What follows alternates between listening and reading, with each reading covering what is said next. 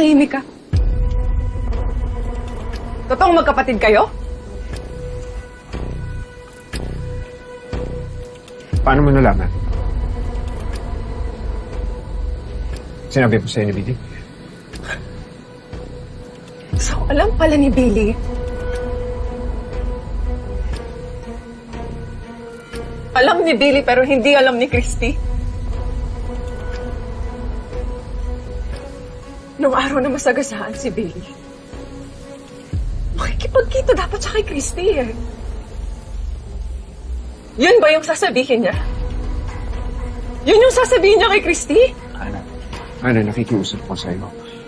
Walang dapat makalam dito. Bakit? Ano bang kinakatakot mo? Dahil ayoko mag-isip na masama tungkol sa akin si Christy.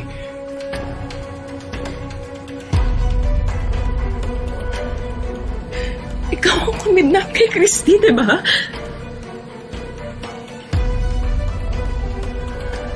Kinidnap mo siya para maghiwalay sila.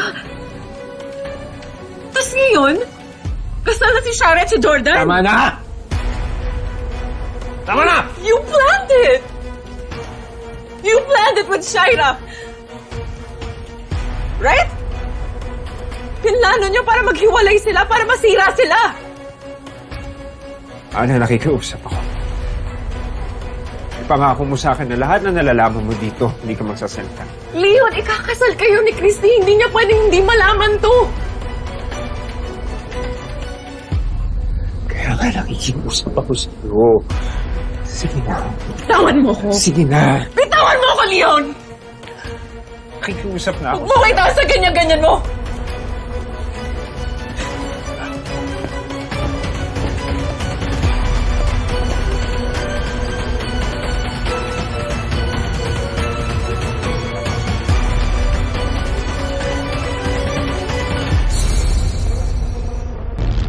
Ngayon yung kasal ng tatay mo at ni Christy.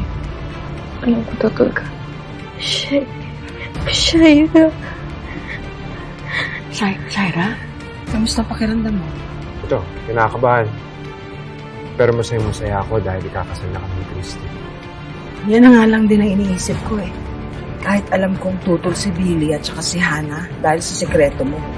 Baka kailangan ko nang tanggapin ang katotohanan na si Christy at Leon ang para sa isa't isa. Tama. Tayo? Tayo ang para sa isa't isa.